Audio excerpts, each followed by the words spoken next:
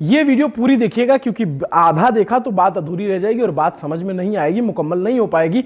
एक बड़ा फैसला हुआ है, इस फैसले से पूरे देश के छात्र छात्राएं प्रभावित होने वाले हैं। अगर आप स्कूल कॉलेज या आपका बच्चा भी पढ़ता है तो भी वो इससे प्रभावित होने वाला है। तो जरूर से देखिए ये पूरा वीडियो, और थंबनेल देख करके आप मतलब समझ गए होंगे किस टॉपिक पर है। यूजीसी का एक बड़ा फैसला आया हुआ है, यूनिवर्सिटी ग्रांट कमीशन। क्या है ऐसा फैसला जिसको लेकर के सोशल मीडिया बहुत चर्चा है? एक बड़ा तबका है जो इसका विरोध कर रहा है। नमस्ते, अभिनव पांडे नाम है मेरा और आप देख रहे हैं न्यूज पिंच। शुरुआत बिल्कुल शुरू से करनी होगी। 13 जनवरी 2025 यूजीसी ने the university grant commission promotion of equity in higher education institution regulation 2026 जारी किए। ये नियम कॉलेज और यूनिवर्सिटी में जाति आधारित भेदभाव को खत्म करने के लिए बनाए गए थे, लेकिन अब सामान्य वर्ग के छात्र इन नियमों को डिस्क्रिमिनेटरी बता रहे हैं, पक्षपातपूर्ण बता रहे हैं, और सामान्य वर्ग यानी जनरल कैटेगरी के छात्र इन नियमों का सोशल मीडिया पर जमकर विरोध कर रहे हैं। आखिर क्या है यूजीसी का ये नियम? क्या सच में सामान्य वर्ग के छात्रों के खिलाफ एक तरफा कोई फरमान आया है? क्या यूजीसी के नए नियम की आड़ में सियासी उल्लू को सीधा किया जा रहा है? सब जानेंगे इस वीडियो में। इस पूरी कहानी की शुरुआत जो है उसका सिरा हमें 2016 के साल में ले जाता है। 17 जनवरी 2016 हैदराबाद सेंट्रल यूनिवर्सिटी के एक पीएचडी स्कॉलर रोहित वेमुला अपने दोस्त के हॉस्टल रूम में, उसके बाद जो हुआ सब जानते हैं। उनके पास से एक नोट मिला था, उस पर लिखा था my birth is my fatal accident, यानी मेरा जन्म ही एक जानलेवा अनहोनी है। बाद में जांच हुई तो पता चला रोहित पिछले कई महीनों से जातिगत उत्पीड़न झेल रहे थे। उनका कसूर इतना था कि वो दलित समाज से आते थे, जिस कारण उन्हें कई दिनों से परेशान किया जा रहा था, और इन्हीं सबसे तंग आकर के उन्होंने वो कदम उठाया था। ऐसी ही एक घटना 2019 में सामने आई थी, जब आदिवासी समुदाय से आने वाली 23 वर्षीय डॉक्टर छात्रा पायल तड़वी ने अपने सीनियर डॉक्टर्स के खिलाफ जातिगत उत्पीड़न का आरोप लगाया और तंग आकर के उन्होंने भी जीवन से मोह त्याग दिया। ये दो घटनाएं ऐसी थी जिसने शिक्षा संस्थानों में चल रहे जातिगत भेदभाव पर नए सिरे से बहस छेड़ दी। जनवरी 2025 में सुप्रीम कोर्ट ने रोहित वेमुला और पायल तड़वी की माताओं की तरफ से लगाई गई पीआईएल पर सुनवाई करते हुए यूजीसी को निर्देश दिए कि वो कास्ट डिस्क्रिमिनेशन यानी जो जातिगत भेदभाव है उसको रोकने के लिए कड़े नियम बनाए। जातिगत भेदभाव की कड़वी सच्चाई ये है और स्थिति इतनी गंभीर है कि उसका अनुमान आप आंकड़ों से लगा सकते हैं कि देश में के सबसे प्रतिष्ठित संस्थान आईआईटीज में करीब 70% दलित और आदिवासी छात्रों ने माना कि उन्होंने भेदभाव झेला है। उच्च शिक्षा में एससी एसटी छात्रों का दाखिला आज भी बेहद कम होता है और उच्च शिक्षण संस्थानों में पढ़ने वाले हर 4 में से एक दलित छात्र ने अपने टीचर के द्वारा भेदभाव की शिकायत की। और आप अंदाजा लगा सकते हैं, हमने जो मुसहर डॉक्यूमेंट्री बनाई थी वो दलित समुदाय से आने वाली एक जाति, वहाँ तो पढ़ाई पहुंची ही नहीं है, एजुकेशन पहुंचा ही नहीं है। बहुत रेयर किसी ने ग्रेजुएशन कर रखा है, बहुत रेयर किसी ने पोस्ट ग्रेजुएशन कर रखा है। मतलब उनकी पूरी आबादी जो 2.5 करोड़ की बिहार में, उनकी साक्षरता दर ही 10% है।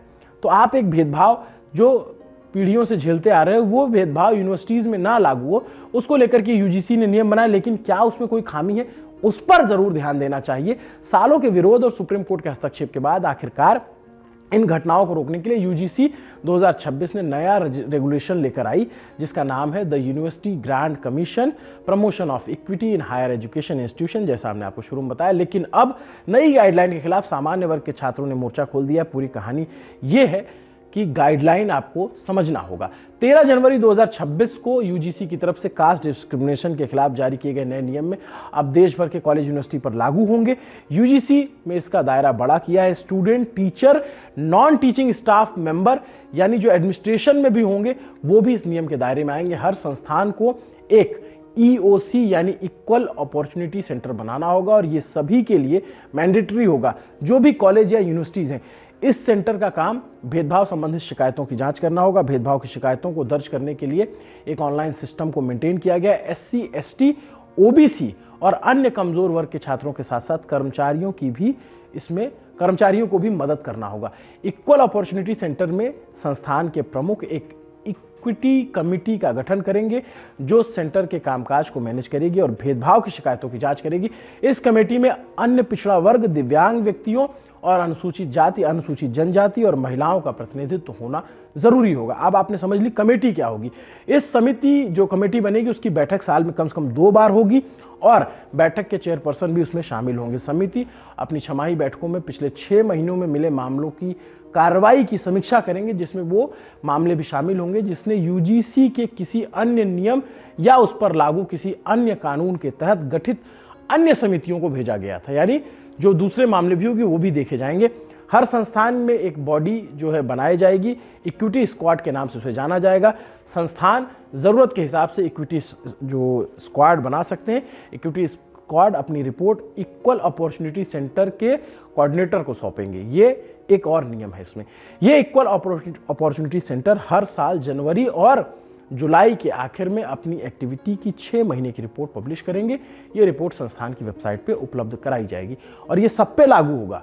ये सनद रहे कि सारे जो हायर एजुकेशन के सेंटर हैं, यूनिवर्सिटी, कॉलेज, उन सब पे हर संस्थान को एक इक्विटी हेल्पलाइन बनानी होगी जो 24 घंटे काम करेगी। अगर किसी कारण से कॉलेज की इक्विटी हेल्पलाइन काम नहीं कर रही तो उस कॉलेज से संबंध यूनिवर्सिटी की इक्विटी हेल्पलाइन उन्हें उपलब्ध करानी होगी। जैसे बहुत सारे कॉलेज यूनिवर्सिटी से एफिलिएटेड होते हैं। आइए अब आपको बताते हैं कि ये सारे नियम एक सिस्टम की तरह काम कैसे करेंगे। ये तो नियम थे।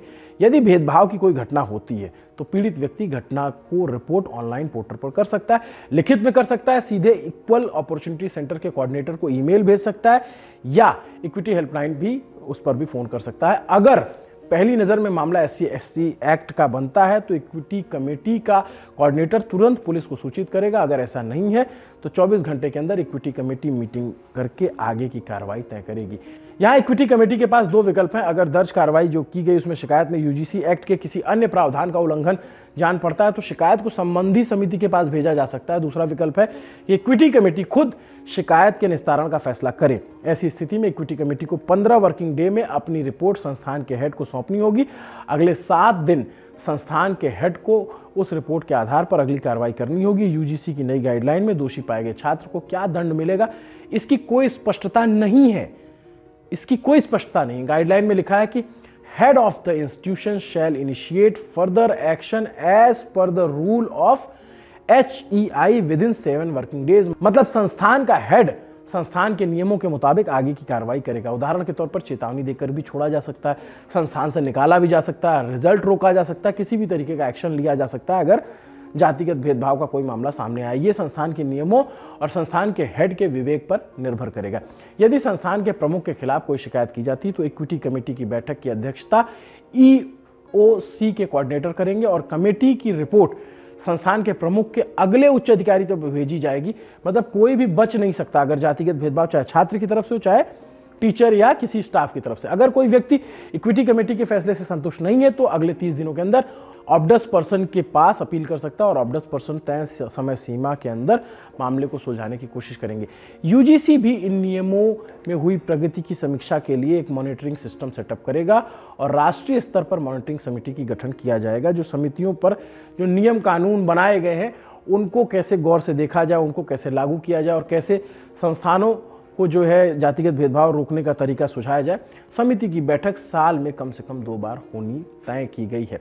हर संस्थान को अपने इक्वल अपॉर्चुनिटी सेंटर के कामकाज पर एक सालाना रिपोर्ट यूजीसी संबंधित वैधानिक प्रोफेशनल काउंसिल, संबंधित राज्य के उच्च शिक्षा विभाग और संबंधित यूनिवर्सिटी को हर साल जनवरी के आखिर तक रिव्यू के लिए जमा करेगा।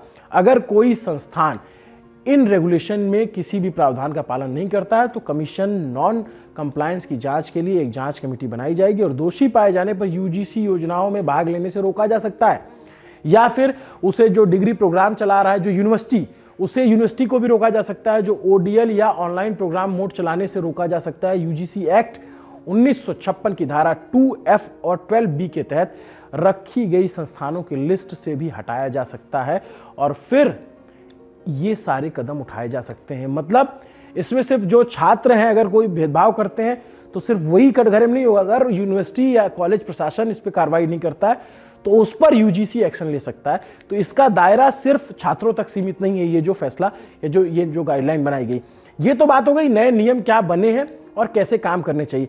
अब बताते हैं आखिर इस नियम को लेकर के विरोध क्यों हो रहा है। इसमें गड़बड़ी कहाँ है, इसमें खामी कहाँ है, जिसको लेकर के बहुत मुखरता से बहुत सारे छात्र लिख रहे हैं और उन मुखर आवाजों को भी सुनना जरूरी है। दरअसल डॉक्टर विनीत जोशी वाली ड्राफ्टिंग कमेटी ने सुप्रीम कोर्ट की अनुमति मिलने के बाद काम शुरू किया था, जब रोहित वेमुला वाले मामले पे सुप्रीम कोर्ट ने फैसला दिया। इस नियम का जो शुरुआती ड्राफ्ट सामने आया उसमें सिर्फ SC ST छात्रों की सुरक्षा की बात थी, लेकिन फिर दिग्विजय सिंह जो कांग्रेस के राज्यसभा सांसद हैं, उनकी अध्यक्षता वाली संसदीय कमेटी ने इसकी समीक्षा की, तो उसमें उन्होंने OBC कैटेगरी के छात्रों को भी कास्ट डिस्क्रिमिनेशन के अंतर्गत शामिल करने की सिफारिश की। उनकी इस सिफारिश के चलते जो नियम लागू हुआ उसमें अब OBC कैटेगरी के छात्र भी शामिल कर लिए जाएंगे। अब नियम के सामने आने के बाद जनरल कैटेगरी के छात्र इसका विरोध कर रहे हैं और इसे दूसरा SC ST एक्ट बता रहे हैं और आरोप लगा रहे हैं, आशंका जता रहे हैं कि इसका दुरुपयोग हो सकता है। उनका कहना है कि OBC को इसमें शामिल करने से इसके दुरुपयोग की संभावना कई गुना बढ़ जाएगी। ये आरोप लगाया जा रहा है जो जनरल वर्ग के छात्र हैं। दूसरा, दोनों जो नियम था उस नियम में यदि कोई व्यक्ति झूठी शिकायत करता हुआ पाया जाता है तो उस पर जुर्माना लगाने का प्रावधान था, मगर इस नियम में इस प्रावधान को हटा दिया गया। यानी छात्रों का कहना है कि अब तक तो कोई भी पर्सनल दुश्मनी निकालने के लिए इस पर इस तरीके का जो नियम है उसका फायदा उठा सकता है और झूठा आरोप लगा सकता है बिना किसी डर के, क्योंकि अब तो जुर्माना लगेगा नहीं।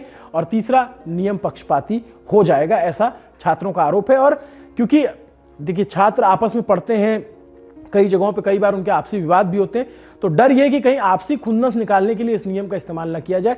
दरअसल विरोध कर रहे छात्रों का कहना है कि इस नियम में हर जनरल कैटेगरी वालों को पहले से ही दोषी मानकर नियम बनाया गया है। गाइडलाइन में जाति आधारित भेदभाव की परिभाषा देते हुए लिखा गया कि जाति आधारित भेदभाव का अर्थ है अनुसूचित जाति, अनुसूचित जनजाति और अन्य पिछड़ा वर्ग के सदस्यों के विरुद्ध केवल जाति या जनजाति आधारित भेदभाव। सामान्य वर्ग के छात्रों का कहना है कि अगर किसी सामान्य वर्ग के छात्र के साथ भेदभाव किया जाता है तो उसकी सुरक्षा का प्रावधान इन गाइडलाइन में नहीं है। खैर, जातिगत भेदभाव हम सब जानते हैं कि ज़्यादातर जो दलित वर्ग के लोग हैं या फिर जो आदिवासी तबके से आते हैं, जो SC ST तबके से आते हैं, उनके साथ ज़्यादा हमें देखने को मिलता है। सबसे महत्वपूर्ण बात यह है कि भारत में जाति एक परत दर संरचना है। अब इस बात को समझना सबसे ज़्यादा जरूरी है। इस गाइडलाइन में यह साफ नहीं किया गया है कि अगर कोई OBC छात्र किसी SC, किसी दलित, किसी जनजाति के छात्र के साथ भेदभाव करता है तो उसके खिलाफ क्या कार्रवाई होगी। इसी तरह OBC वर्ग का छात्र अगर अन्य किसी OBC जो हाशिए पर है, क्योंकि आप देखेंगे कि बहुत सारी जातियां ऐसी हैं जो OBC में भी एक दूसरे से भेदभाव होने का संभावना रहता है और कई बार ऐसी शिकायतें मिलती हैं। या फिर जैसे हमने मुसहर डॉक्यूमेंट्री की तो हमें पता चला कि बहुत बड़ा तबका ऐसा है जो मुसहर लोगों से जो जनरल कैटेगरी के लोग हैं वो भी भेदभाव करते हैं, जो OBC हैं वो भी करते हैं, और SC कैटेगरी के बहुत सारे लोग हैं जो उनसे भेदभाव करते हैं। तो जो भारत में ये जो जाति का महीन पिरामिड है, जो शक्ल में काम करता है महीन पिरामिड के, उसमें कैसे सभी की हितों की रक्षा की जाएगी। अनुसूचित जाति वर्ग में आने वाले समुदाय एक दूसरे के प्रति कई बार भेदभाव का रवैया रखते हैं, हमें डॉक्यूमेंट्री के दौरान पता लगा था और हम आमतौर पे जमीन पे देखते हैं। OBC में आने वाले समुदाय भी आपस में कई बार विवाद हो जाता है, तो उसमें जो भेदभाव होगा उसको कैसे एड्रेस किया जाएगा, इसमें कोई गाइडलाइन या इसमें जो अंतर्द्वंद है उसको एड्रेस नहीं किया गया। और जातिगत समस्या, जातिगत भेदभाव इतनी बड़ी समस्या है इस देश की जो हर वक्त देश को पीछे ले जाने का काम करती है। लेकिन इसमें अगर इस तरीके के नियम लागू होंगे और बाकी लोगों को बचाया जाने की अगर कोई तरीका बनाया जाता है तो फिर सवाल उठने लग जाएंगे, क्योंकि जातिगत भेदभाव तो कोई किसी से भी कर सकता है। इसी को लेकर के सवाल उठ रहे हैं कि भाई सिर्फ जो है जनरल कैटेगरी के छात्रों की बात क्यों की गई है, अगर कोई OBC वर्ग का छात्र अगर किसी दलित के साथ करता है तो उसकी बात क्यों नहीं की गई। अनुसूचित जाति और जनजाति वर्ग को भेदभाव के खिलाफ संवैधानिक और कानूनी सुरक्षा पहले से हासिल, लेकिन अब OBC वर्ग का इस किस्म के प्रावधानों में आना और UGC की गाइडलाइन में OBC वर्ग को जातिगत भेदभाव में पीड़ित पक्ष में रखने के फैसले का सबसे ज्यादा विरोध हो रहा है। सामान्य वर्ग के छात्रों का आरोप है कि यह फैसला राजनीति से प्रेरित होकर लिया गया है। इस आरोप और इसके पीछे राजनीति को समझने के लिए हमें दक्षिण के राज्य कर्नाटक चलना होगा। और वहां पे क्या हो रहा है, कर्नाटक में OBC राजनीति का गढ़ रहा है। मौजूदा कांग्रेस सरकार ने 28 नवंबर 2025 को यह घोषणा की कि वो आगामी विंटर सेशन में रोहित वेमुला एक्ट को सदन में रखने जा रहे हैं। इस एक्ट में SC ST और OBC और अल्पसंख्यकों के खिलाफ भेदभाव को रोकने के लिए बाकायदा सजा और जुर्माने का प्रावधान था। अगर दोषी सिद्ध होता है तो 10,000 का जुर्माना और 1 साल की सजा का प्रावधान रखा गया था। अब दूसरी बार दोष सिद्ध होता है तो 3 साल की कैद, 1 लाख जुर्माने का नियम था। 17 जनवरी 2026 को कांग्रेस नेता राहुल गांधी ने अपने ट्विटर पर पोस्ट किया और जानकारी दी कि जल्द ही कांग्रेस और तेलंगाना की कांग्रेस सरकारें रोहित वेमुला एक्ट को लागू करने जा रही हैं। OBC को ओप्रेस्ड क्लास में रखने का पहला शिगुफा कर्नाटक के रोहित वेमुला एक्ट से शुरू हुआ। ओबीसी देश का सबसे बड़ा और प्रभावशाली राजनीतिक वर्ग है और ऐसे में आरोप लग रहा है कि केंद्र में बीजेपी सरकार ने कांग्रेस के इस दांव को काउंटर करने के लिए नई गाइडलाइन में ओबीसी को भी शामिल किया है। इसीलिए आप देख रहे होंगे कि बीजेपी सरकार, नरेंद्र मोदी सरकार का बहुत ज़्यादा विरोध सोशल मीडिया पर हो रहा है इस पूरे फैसले को लेकर। तो कुल मिलाकर बात यह है कि यूजीसी का ये कदम भारतीय शिक्षा व्यवस्था के लिए एक बहुत बड़ा और ऐतिहासिक बदलाव है। इसमें कोई दो राय नहीं है कि जातिगत भेदभाव जैसी घटनाएं हमारे सिस्टम पर एक सवालिया निशान लगाती हैं। दूसरी तरफ जनरल कैटेगरी के छात्रों का ये डर भी पूरी तरह गलत नहीं है कि बिना किसी जुर्माने या चेक एंड बैलेंस के ये कहीं हथियार की तरह इस्तेमाल ना किया जाए, आपसी रंजिश का जो उस आपसी रंजिश को निकालने का जरिया ना बन जाए। ऐसे में असली चुनौती कॉलेज प्रशासन के सामने होगी कि वो कैसे पीड़ित के साथ न्याय करते हैं और साथ ही ये भी सुनिश्चित करते हैं कि किसी बेगुनाह को सजा न मिले। आपकी इस पूरे मुद्दे पर क्या राय है हमें कमेंट करके जरूर बताइए। आपके लिए खबर लिखी थी हमारे साथी तरुण ने, इसे कैमरे पर फिल्माया हमारे साथी सुधांशु केसरवानी ने। देखते रहिए न्यूज़ पिंच। शुक्रिया। अभिनव पांडे नाम है मेरा।